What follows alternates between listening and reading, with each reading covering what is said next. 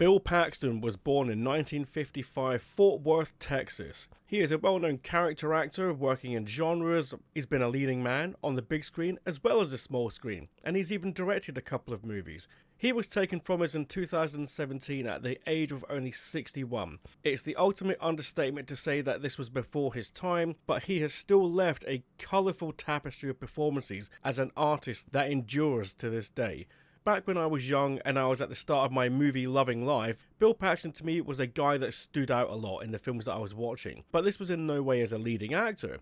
Sometimes he was on the good guy side, sometimes he was a bad guy, but he always stood out and became the first actor's name that I familiarised myself that wasn't riding above the titles of the film. The growing movie buff in me was not just acknowledging the stars, I needed to get to know everything. I needed to be familiar with the supporting cast, directors, producers, composers, directors of photography, casting agents, editors, company names, company logos, film classifications, running times, trailers, and well, you can tell the list will just go on. Welcome, nerd. It makes sense then at the start of my YouTube career that I pay respect to the man's career and highlight some of the areas in which I think he's shone brightest. First notices. So we are talking mid-80s here, and it's going to be two films in particular. The first film I saw him in a substantial role in was Aliens. Most other Paxton fans out there will also have this list as one of the earliest performances they saw him in. Private Hudson steals scenes and makes an awful lot of racket throughout the time he's on screen. He starts off very cocky and overconfident. Once the team are hit, he has trouble getting back up and belly aches constantly. This you might think would irritate, but thankfully the dialogue and the performance become way more memorable and quotable than they are annoying. And as this role comes to its close, he gets back up on his feet and goes out like a boss. The other major film around this time was the teen comedy Weird Science, where Paxton steals every scene he is in as the bully older brother Chet. Again, Chet is given choice lines of dialogue in which to torment the people around him, and Paxton relishes every moment. To say he gets his comeuppance is putting it lightly. I was also soaking up a lot of Schwarzenegger's work at the time, and it became clear soon after that Paxton had a lot of cameo work. One as a blue-haired punk near the beginning of the Terminator, and to go even further, Paxton also had a quick cameo in Commando at the start of the third act as a sonar operator who tries to stop Arnold getting where he's going, but fails. We lost him, sir. He made all of these films together in a row. Terminator, Weird Science, Commando, and Aliens. I was then on the lookout for him coming up in anything new or anything previous. I got lucky one night where the film Impulse was on TV, and Paxton appeared briefly as the brother of the leading lady, played by Meg Tilly. It isn't much of a part, but I was excited to see him. There was also a TV movie called Deadly Lessons where he got to show his mug, but largely everything was going forward for me. If a film came out and his name was there, I was keen to check it out. The guy on the team that always gets bumped off. I don't want this one to seem in bad taste because he is in fact left this mortal coil, but god damn it if Paxton wasn't always cast as the member of the good guys team that got bumped off. Impulse, the Terminator, and particularly Aliens established Paxton as the guy that you can cast in a role where audience will care when you kill the character off. This includes a bad guy role as well, most evident in this period with Near Dark, a modern vampire tale that saw Paxton unite with his Aliens co-stars Lance Henriksen and Jeanette Goldstein, directed expertly by Kathryn Bigelow. This film features a barroom massacre scene about midway through the film, and whoa, is Paxton leading the charge throughout. This scene alone is a testament to his strengths as a character actor, and a force of nature to be reckoned with. You can just imagine how excited he was to do these scenes, having upon read them on paper. This was his time to shine, and he does not disappoint. This film now has cult status, and oh boy does he go out in a blaze of bloody glory in that one. Next of kin is a Patrick Swayze thriller. Swayze's character, it turns out, has two brothers, one played by Liam Neeson, and the other, the younger brother, Bill Paxton, the guy that gets killed off in the first act, forcing the other two to go into revenge action. The last of the finest. This one features a team of character actors playing cops, headed up by Brian Dennehy, and including Joe Pantoliano, Jeff Fahey, and guess who else, and guess who gets killed off in the second act? Yep, here he is. The same year we also got Navy SEALs, sees another group of character actors playing SEALs, this time headed up by Paxton's Aliens and Lords of Discipline co-star Michael Biehn, Charlie Sheen, and other Lords of Discipline, Streets of Fire and Terminator co-star Rick Rossovich. Dennis Haysbert's in there too, and of course our man Paxton. He fares slightly better here in that he makes it to the final battle, but out of the team he is the second of 3 to be knocked off. Again, the same year, we also got Predator 2. Paxton makes it to the end of the second act on a team featuring Danny Glover, Ruben Blades, and Maria Conchita Alonso. At least with this one, Paxton's actually given some time to shine. He arrives on the scene loudly, gets to show off his skills, make a few jokes, and then he's out. And oh boy, is that a nasty death. At least he gets to go one-on-one with the Predator, but the aftermath of that death is gratuitous at best. But anyone that's ever seen the Predator 2 poster, technically you might say Paxton appears on it. The killing streak, as I call it here, came to a head with Tombstone in 1993, where Paxton played the younger of the Earp brothers in the film. Wyatt Earp being Kurt Russell, and Virgil Earp being Sam Elliott, and close friend of the gang Doc Holliday, played in a movie-stealing turn by Val Kilmer. Michael Biehn, it is worth noting, shows up in this one as bad guy Johnny Ringo, and almost as impressive as Kilmer, but Paxton is in here in the role where, as the character who, in true to life, was actually killed, so fair enough on that one. But you can see the pattern of behaviour and typecasting of what's going on, but he was about to break out of that.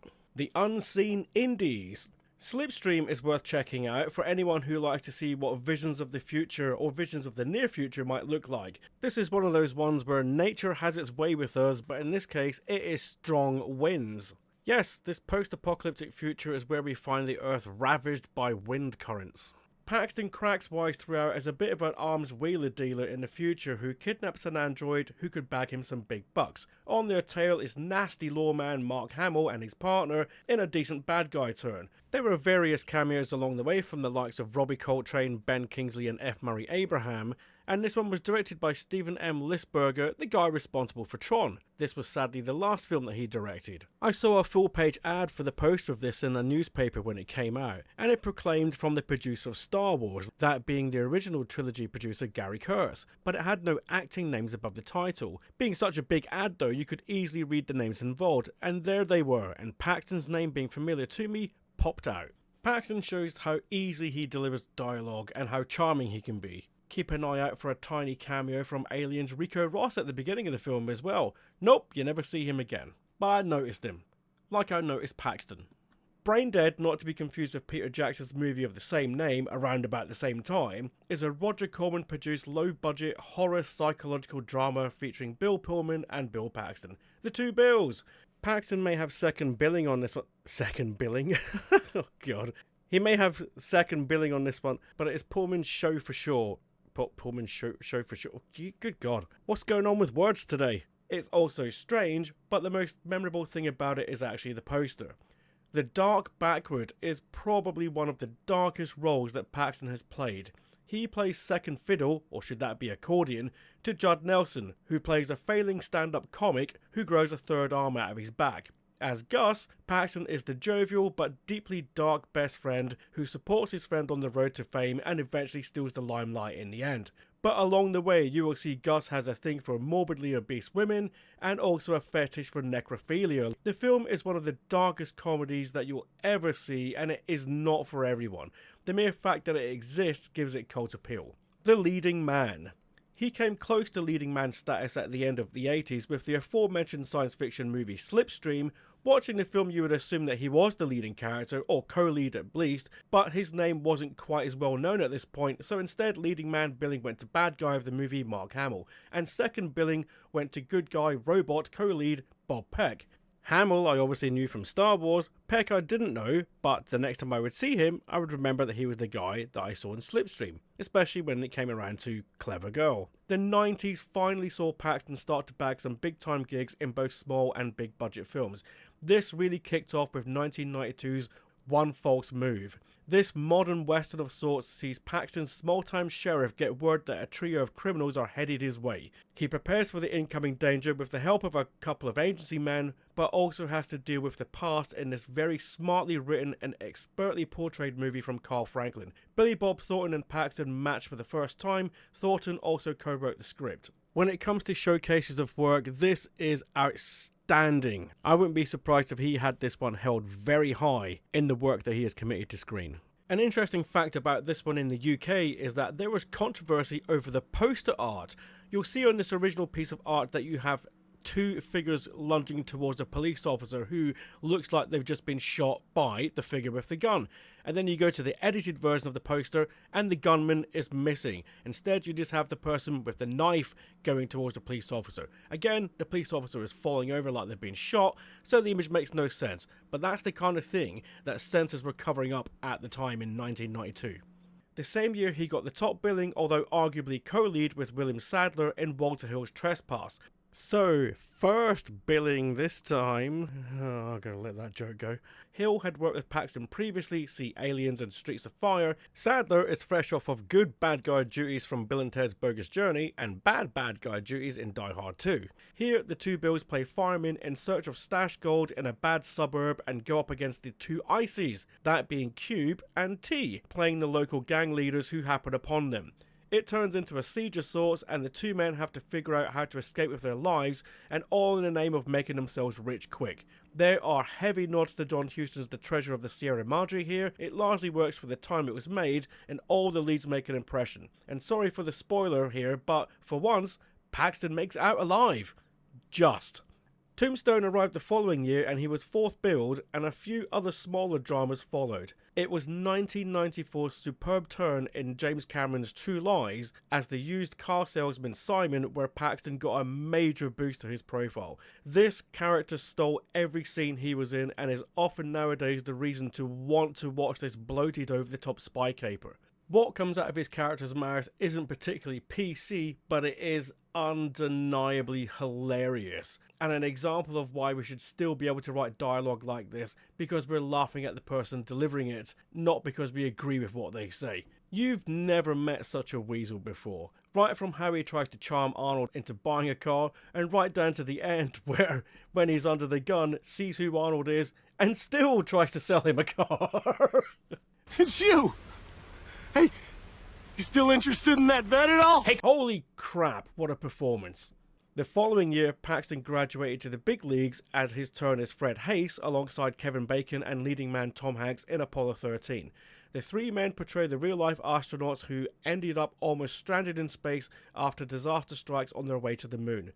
This is a stacked cast drama. You could point at most names in this film and I'll be able to tell you where I've seen them in other things. David Andrews, Brett Cullen, Ned Vaughn, Lauren Dean, Ed Harris, Chris Ellis, Mark McClure, Clint Howard, Ray McKinnon, Xander Berkeley, Catherine Quinlan, Tracy Reiner. I know them all from previous stuff. It's like a casting agent that likes orgies put this one together. Yeah, that doesn't make sense. I know what I mean.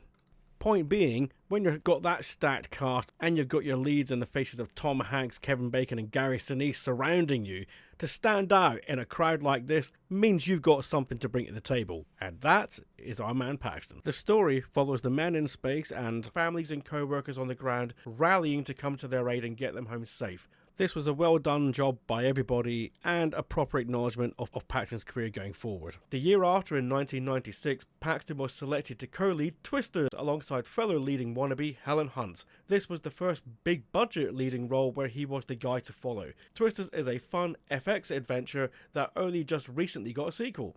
Paxton and Hunt work well together, and some of the best scenes in the film aren't just the effects crazy stuff, but it's also the bickering that these two do. Paxton is a very enjoyable everyman who's found himself in a crossroads of life between two women, pulled back into the action. It's fun, it's exciting, and oh look, it's character actor heaven again. Cary Elwes, Alan Ruck, Todd Field, he went on to become a director, Jeremy Davis, Gregory Sporleder. He looks a bit like Bill Sadler, Anthony Rabb, even Jake Busey.